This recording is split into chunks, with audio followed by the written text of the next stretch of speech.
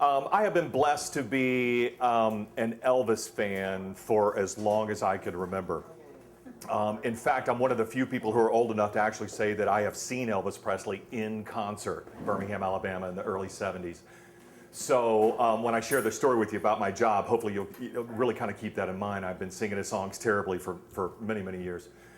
But at my present job, I'm a host at QVC, so it gives me a lot of opportunities to work with a lot of different people. And I had an opportunity that they came forward to me and said, Dave, would you like to go to Memphis, Tennessee for the 30th anniversary of the passing of Elvis Presley to help celebrate his life? I couldn't say yes fast enough.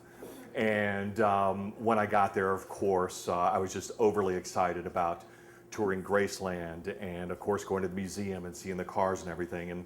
And one of the people that I had to work with is a fellow named Jerry Schilling. And Jerry is one of the absolute best friends of Elvis Presley. A lot of times you may have heard the term Memphis Mafia that was thrown around a lot, and that was really more for the folks who were in the late 60s and early 70s. And Jerry Schilling was there in the beginning as one of Elvis's best friends, even before he was discovered and grew up with him. So to have him as a guest was just phenomenal. And I'd had the opportunity to work with him before. So I was looking forward to that show, which was the very next day. I had done all the touring the day before. In Memphis, Tennessee, there just so happened to be a friend of mine from high school. And she was kind enough to take me out to dinner. And we were going to catch up because she couldn't be at the last reunion. So Carrie and I went out to dinner, and she took me to the nicest restaurant that was in Memphis, and it was really secluded and kind of away from everybody.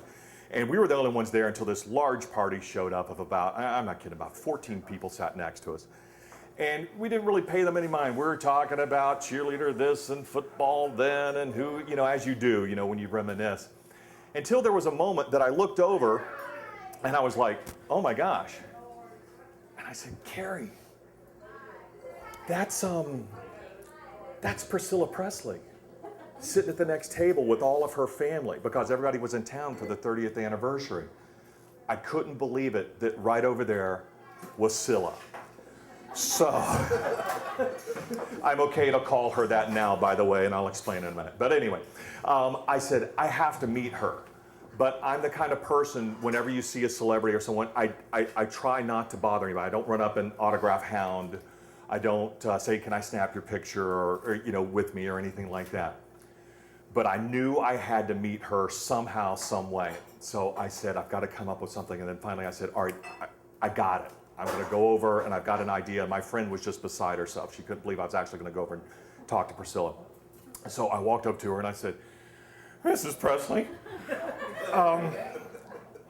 my name is Dave James. I'm a host at QVC, and I'm going to be working with a mutual friend of ours, Jerry Schilling, which, of course, she and Jerry have been amazing friends their entire life, obviously, because of their closeness with Elvis, and even to this day, they're still together on holidays and stuff, and I knew this. And so she goes, oh, of course, Jerry. She goes, oh, you're working with him? And I said, yes. And I said, I was hoping you could share with me something that I could kind of get him with on the air, because I'm going to be live on the air tomorrow.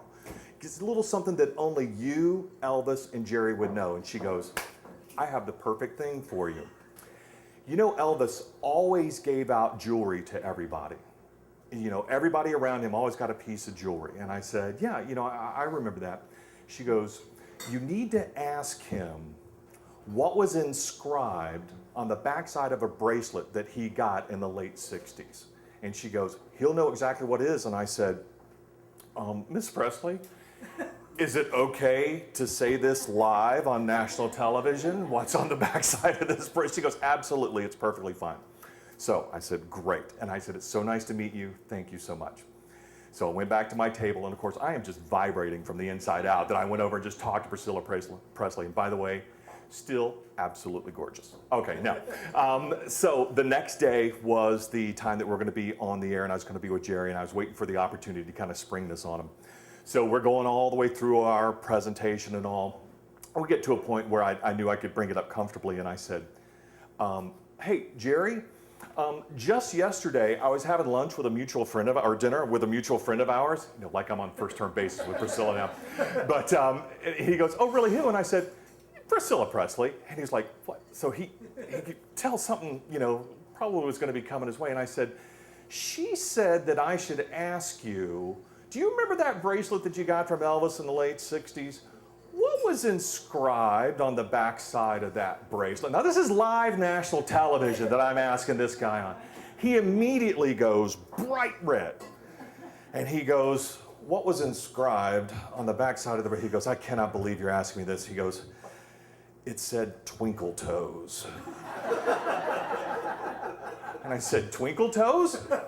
What does that mean? Because you can't let it go. And he goes, oh man, you're not going to believe this. But in back, he goes, like 1959, Elvis came over to my house. It was like the first time he'd ever been over to my house. And it was over to his mom's house, obviously where his parents and he lived. And he said, Elvis just so happened to spot a photo of Jerry dressed in a tap dancing outfit with the little bows on the shoe and the big ruffled shirt and all that. He said he was about 3 years old. But from that moment on, in that little entourage and in that world, and apparently Jerry had never shared this with anybody, even in the book that he had written, and I just outed him on national television, that from the king of rock and roll, he was only known as Twinkle Toes.